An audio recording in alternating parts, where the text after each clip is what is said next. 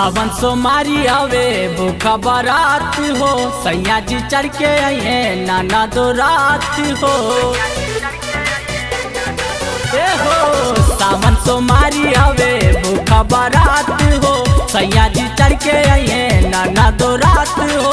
सोचना अपन मजा बुरिया हो, मजा बुरिया हो। फिर ये नजर बोला तोहरो ऊपर दूल्हा पैबू भोजपुरिया हो।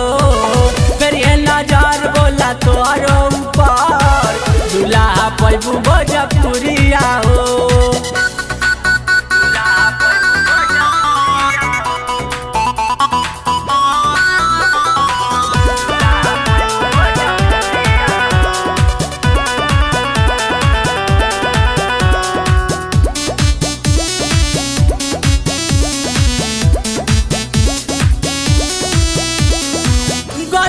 गमछा बड़ी है जमुता बाने जब रच के पगड़िया नाना दो चोखार लागेले उ बड़ी जोरदार लागेले।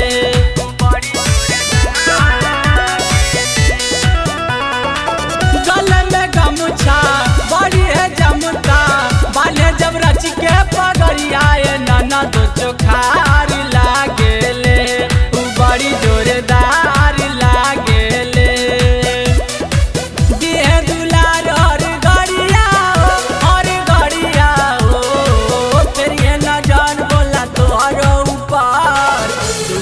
पैबू भोजपुरिया हो।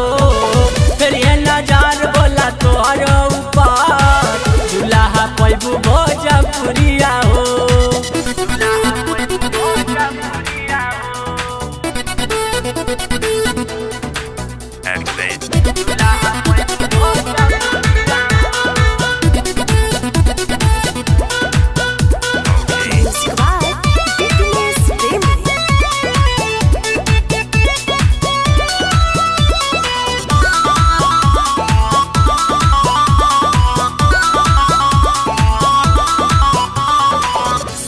सुहावन दिन अपावन रिम झिम बरसे बदरिया तू देवघर नगरिया चला हो।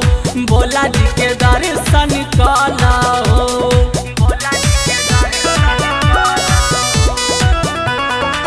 सावन सुहावन दिन अपावन रिम झिम बरसे बदरिया तू देवघर नगरिया चला हो। भोला जी के दर्शन कला हो। कैले विजय जी तैयारिया हो, तैयारिया हो। फिर ये नजर बोला तोहरो ऊपर पैबू दूल्हा भोजपुरिया हो। फिर ये नजर बोला तोहरो ऊपर दूल्हा पैबू भोजपुरिया हो।